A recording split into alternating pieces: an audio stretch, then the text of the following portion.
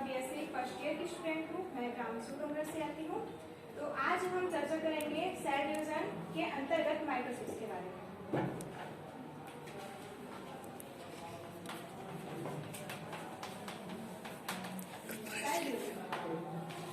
हम जानते हैं कि हमारा शरीर अनेक कोशिकाओं से निर्मित हुआ है। अनेक कोशिकाओं से निर्मित हुआ है और साथ ही कोशिकाएं रचनात्मक और क्रियात्मक रूप से जीवों की इकाई मानी जाती है, यानी कि हमारी इकाई मानी जाती है। जब तक कि कोशिका में विभाजन और वृद्धि नहीं होगा तब तक हमारा शरीर वृद्धि और विकास नहीं कर सकता। तो आइए हम जानते हैं सेल डिवीजन के बारे में। सेल डिवीजन कोशिका और कोशिका द्रव्य और केंद्रक से संबंधित होता है। वो घनिष्ठ संबंध रखते हैं एक दूसरे में।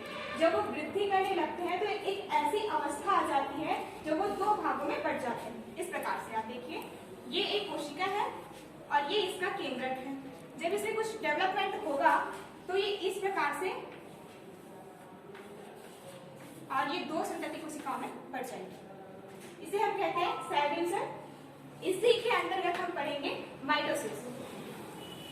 माइटोसिस की सबसे पहले जानकारी डब्ल्यू फ्लेमिंग ने 1882 में दी थी। माइटोसिस मातृ कोशिका से दो संतति कोशिकाओं का निर्माण तथा वे कोशिकाएं गुणात्मक व संख्यात्मक रूप से मातृ कोशिकाएं के समान होती है। इसका उदाहरण हमने गैमेटोजेनेसिस और oogenesis में देखा था। ये हमारी एक मातृ कोशिका है। यहाँ से ये दो भागों में बढ़ती है संतति कोशिका, फिर ये दो भागों में बढ़ती है और ये फिर दो भागों में बढ़ती है। यहाँ पे 2n होता है, यहाँ पे भी 2n। यहाँ पे अगर 46 क्रोमोसोम है तो इनकी संतति कोशिका में भी 46 क्रोमोसोम ही होंगे। यहाँ पे 46 है तो यहाँ पे 46, यहाँ पे 47, 43 ऐसा नहीं होगा, क्योंकि मैंने इस परिभाषा में बताया था कि गुणात्मक दृष्टि से और संख्यात्मक दृष्टि से मातृ कोशिका के समान होती है संतति कोशिकाएं। तो ये देखिए, ये संख्यात्मक दृष्टि से कैसे हुआ, एक कोशिका से दो संतति कोशिकाएं बन रही है, तो एक से भी यहाँ पे भी दो बन रही है ना। 3 या 4 तो नहीं बन रहा है ना। तो यहाँ पे 46 क्रोमोसोम इसमें मातृ कोशिका में, तो इसके संतति कोशिकाओं में भी 46 है। इसका अर्थ क्या हुआ कि गुणात्मक और संख्यात्मक दृष्टि से भी मातृ कोशिकाओं के समान। अब हम जान लेते हैं माइटोसिस विभाजन में। माइटोसिस का विभाजन यानी कि समसूत्री कोशिका विभाजन दो प्रकार से होता है। Mitosis division.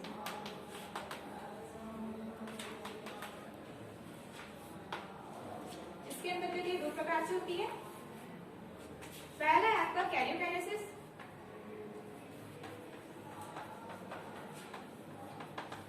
और दूसरा है साइटोकाइनेसिस।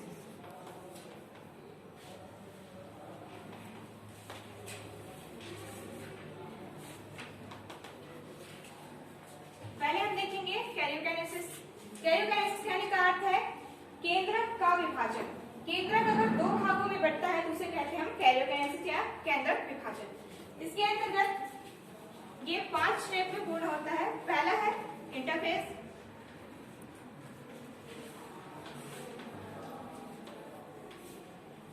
इंटरफेस कोशिका विभाजन की पूर्वावस्था होती है। इस अवस्था में कोशिका वृद्धि करती है, केंद्रक भी वृद्धि करता है और साथ ही इसमें डीएनए का डुप्लीकेशन होता है, प्रोटीन संश्लेषण होता है। कहने का अर्थ यह है कि इंटरफेस में कोशिका मैच्योर होती है सेल डिवीजन के लिए, परिपक्व होती है सेल डिवीजन के लिए। अब हम दूसरा देख लेते हैं, क्या है प्रोफेज। प्रोफेज यानी इस अवस्था में कोशिका में क्रोमेटिड जो तंतु होते हैं वो लंबी और गद्देनुमा संरचना, ऐसे राउंड टाइप सी, मैं आपको दिखाती हूँ। ये एक शेल है, इसमें ये इस प्रकार से संरचना होगी। इस तरह से ये क्रोमेटिड तंतु है, वो घूमे हुए और गद्देनुमा संरचना में होती है। उस समय पश्चात ये कुछ इस प्रकार की संरचना में आती है, यानी कि थोड़े मोटे, घने और सघन हो जाती है। और फिर यहाँ से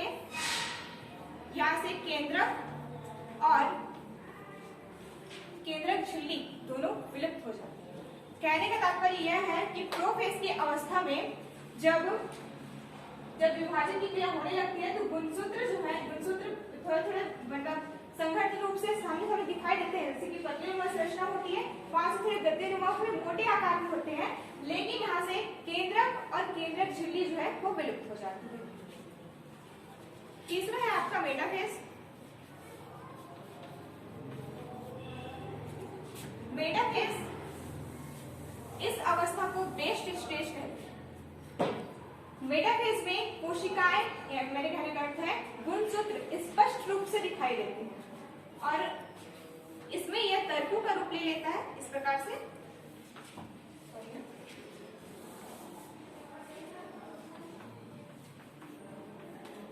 इसे हम तर्कु बोलते हैं। और मेटाफेज के अंतर्गत गुणसूत्र जो है वो मध्य भाग पर यानी कि मध्य प्लेट पर व्यवस्थित हो जाते हैं और स्पष्ट रूप से दिखाई देते हैं कुछ इस प्रकार से। ये देखिए ऐसे ऐसे,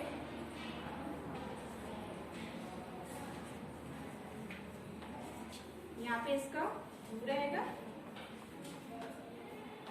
आप लोग नाम वाम सब लिख लेना। इसके बाद आता है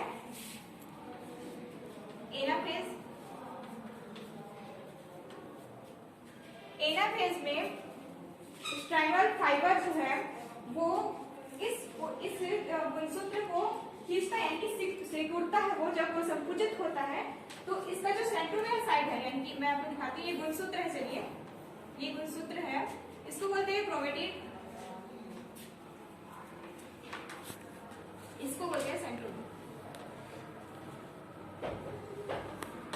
ठीक है, तो यहां से ये तो मेटाफेज हो गया, मैं इसी को ले लेती हूँ। कुछ इस तरह से खींचने लगते हैं।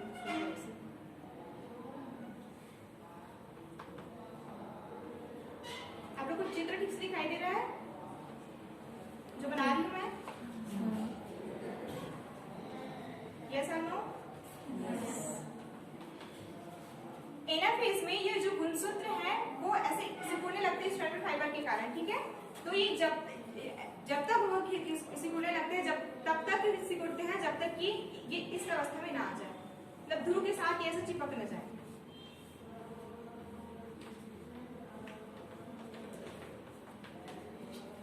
ठीक है, उसके बाद आता है टेलोफेज।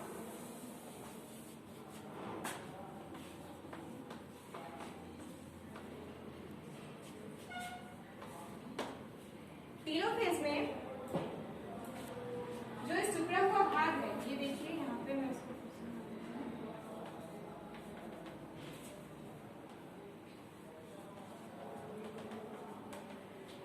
टेलोफेज की अवस्था प्रोफेज के अपोजिट होती है। कहने तात्पर्य यह है कि प्रोफेज में हमने देखा था कि जो क्रोमेटिन तंतु होते हैं वो धारीनुमा संरचना में होते हैं और धीरे धीरे डेवलप होते वो गद्देनुमा संरचना बनाते हैं, उसमें केंद्रक और केंद्रक झिल्ली विलुप्त हो जाती है। लेकिन इस अवस्था में केंद्रक और केंद्रक झिल्ली पुनः आती है, यानी क्रोमेटिन सबसे पहले ये जो ध्रुव है वो न्यूक्लियस बन जाता है और ये जो हमारे पास गुणसूत्र है वो क्रोमेटिन नुमा ऐसे संरचना में फिर से डेवलप होती है। और यहाँ पे ये हो गया आपका केंद्रक, तो इसके यहाँ से ऐसे केंद्रक झिल्ली आना शुरू हो जाती है और ऐसे ही डेवलप होते होते ये ऐसे दो भाग में टूट जाती है, संतति कोशिका बना लेती है। यानी कि केंद्रक से ये दो भागों में बंटकर संतति कोशिका बनाती है। अब हम आते हैं साइड है ना, साइटोकाइनेसिस, इसका दूसरा भाग था साइटोकाइनेसिस।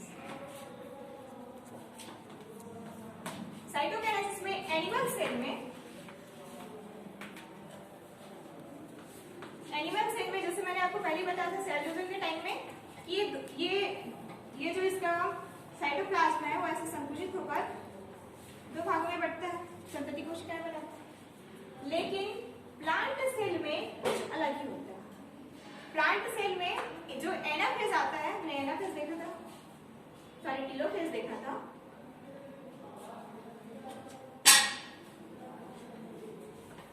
इस अवस्था में जो कैल्शियम और मैग्नीशियम की एक प्लेट बन जाती है, इसको कैरेटेट्स भी कहते हैं। हाँ, सेल प्लेट के द्वारा कैल्शियम और मैग्नीशियम के प्लेटेट के कण एकत्रित होकर पट्टिका का निर्माण करती है और इसका डिवीजन जो है वो पट्टिका के माध्यम से होता है।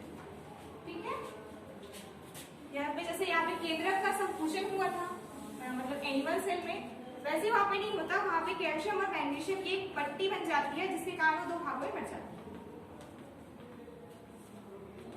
है। यहाँ पे चलिए ये एक पट्टिका है जो दो भागों में बट रही है और प्लांट सेल का निर्माण।